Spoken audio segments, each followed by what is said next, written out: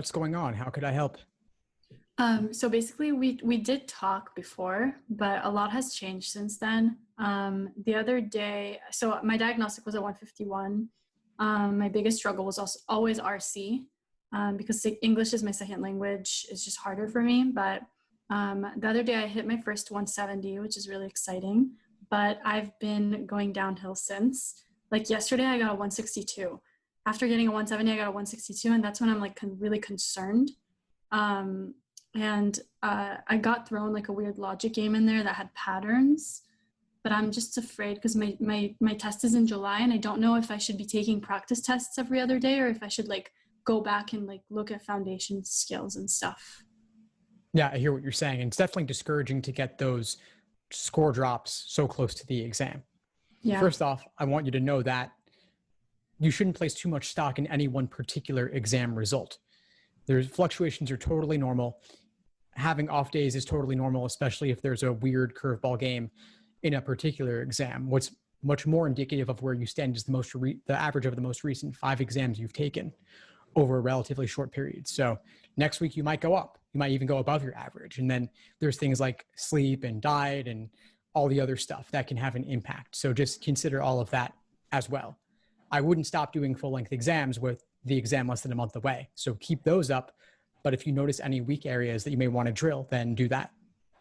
Okay. I'm kind of like debating if I should just take like August and October instead of July and August. What do you think about that? Do you think that like for early admission, especially, I really want to do early admission to, hopefully Columbia, if my scores are up to par. Do you think that I could get there by July, August, or should I wait?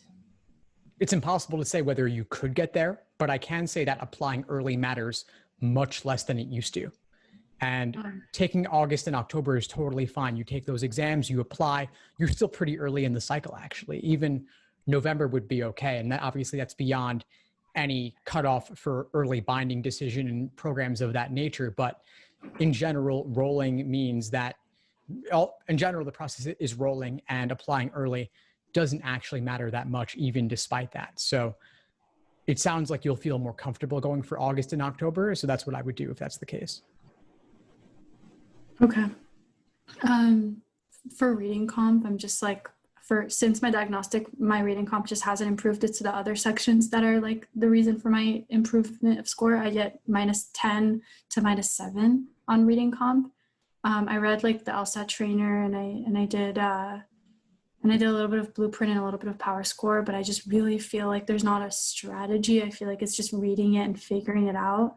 Do you have anything that you recommend for like specifically question types for reading comp that will help me? Yeah, I hear what you're saying. Reading comp is definitely harder to improve on than the other sections. And a lot of the resources out there do tend to overcomplicate it with strategies that don't really work in practice under timed conditions. As far as question type strategies, you mean within the passage, like you have the occasional weird parallel reasoning in reading comp within that, or passages? More like, what could you infer that the author would agree with, things like that, like inference questions for reading comp? It really just comes down to being able to find the specific lines supporting a given answer choice, and then also process of elimination. With reading comp, there is less susceptible to strategies than anything else, and it's hard to improve on. But if you can remove some of the complication and simply figure out how to extract the main idea from a passage, and then have a sense of where to find things when you need them, when you're going back to the passage, like having a general roadmap of it in your head, that could be useful. Okay, so you're saying the best strategy is just to like have a roadmap to see where you can refer back to. So you think in the first pass through of reading the passage, I should do the roadmap, and then once I go to the questions, then I should like in detail read the passage more? I say roadmap in terms of like having a mental framework of where things are in the passage. Like, this is not something to write down. This isn't really anything formal in nature. Okay. What I mean simply is, okay, towards the beginning, they summarize everything, or at the end of paragraph 1, they express the main idea. Then they have evidence for viewpoint 1 and focus there. Then they have viewpoint 2 and they focus there. And that's it. And then, as you said, yes, when you're solving detail-oriented questions, then go back to the passage to find where they're referencing that and read it more in depth. Okay. And then my last question, I guess, is for LR, I'm getting average like -1 to -4 now.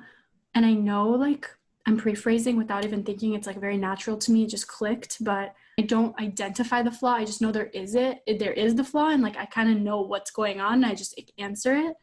Would you think that it's necessary for me to like improve on it, to go back and kind of like identify the flaw and then like kind of just like write it out, like kind of the clear she has?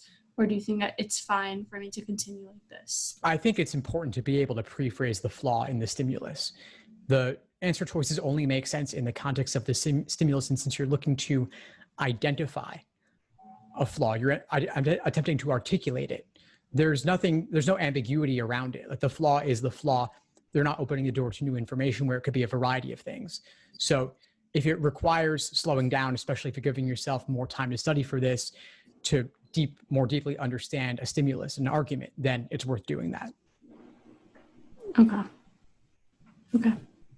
Thank you. Do you have any like other general tips that you give people like in my situation kind of, or? Well, I have so much out there that's general already. What's coming to mind for me in your situation is that it sounds like you've just decided to give yourself an additional month to study.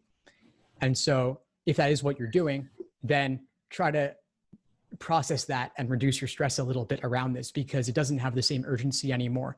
If you're going, instead of July 12th or 13th, you're doing August 29th, that's another 6 weeks. And then you have October after that. So if I am going to go with July though, how would you recommend that I go about the next like 3.5 weeks? Like I was going to take a practice test every other day from now and review the answers on the days I don't. Do you think that's a good plan? I think that's fine, because the flex exams are shorter. They're only 3 sections. I actually think it's okay to do them every other day, as long as you're giving yourself sufficient time to review in detail. But doing only 2 flex exams a week or 3 flex exams per week rather than 3.5 per week and giving yourself a day off, that could be nice too. And I would probably recommend that. I think that extra exam or half an exam isn't going to do a whole lot for you. And it's too easy to burn out if you're hitting it that hard for the next several weeks or next couple of weeks at least. And then you're going to do the same thing for August anyway, right? So it's just going to continue. So try not to overwhelm yourself. This is a marathon, not a sprint. You've got at least another 2 months of this, so end of June to end of August. So feel okay slowing down. And then even if you don't do July, even if July doesn't work for you, you still got August. If August doesn't work for you, you have October, and they're not averaging multiple scores. So no one particular exam is going to make or break you here. Do you think it's okay for me to take 3 tests if I have to, like July, August, and October, or is 3 pushing it? Have you taken it before? No. I'm hesitant to say yes on this, because the part of the retake, well, actually the retake limits will apply to July. They won't apply to July, but they could apply to August and October. So like, what does that mean? The retake limits in terms of like how many tests you can take, or how many tests look bad? How many tests you can take. So LSAC actually has a formal policy around this where they say 3 times in one calendar, not in one calendar year, 3 times in one testing cycle. Testing cycles run from June to May. So normally that would mean that July, August, October was it. But because of flex, the May, June, and July flex exams don't count towards retake limits. Whether future flex exams will or not is an open question. But regardless, August and October could be 2 out of your 3 for that cycle. So I'm hesitant to say do all 3. Plus, AdComs don't like to see you taking several in a row, because then it looks like you're not really giving due consideration to each one, that you're doing it properly. So I would probably suggest doing only 2 out of those 3. But listen, you know what? If at the end of the day, you do July, you think it's going to go well, it doesn't, August, something happens, you get sick the day before, then you do October, that's fine. But if you know the day before that you just aren't going to make it what you want it to be, I wouldn't do it, since you do have August and October going forward. So you're saying in July, if I don't feel like I'm 100% confident, I shouldn't do it. The day before, like I can withdraw, I just won't get my money back, but it won't show up anywhere. Exactly. Okay. And if you are going to withdraw from the July LSAT Flex, I would be ready to do that, like not at like 11:59 p.m., but I would do it a little bit Yeah. earlier, in part because Yeah. with it being flex, it might be tough to figure out how to do it. And you want to be able to call LSAC during business hours if necessary to sure. at least register that you're trying to do this. Yeah. Okay. Right. Okay. Thank you so much. Of course, I'm glad we were able to connect. Keep in touch and let me know if you need anything going forward. Of course. Bye-bye. Have a good day. You too. Thanks for tuning into the show. Please subscribe if you haven't done so already to be notified of new episodes as I release them. And feel free to reach out if you need anything at all as you move forward with your prep. I'm happy to help however I can. In the meantime, I'll wish you all the best and take care.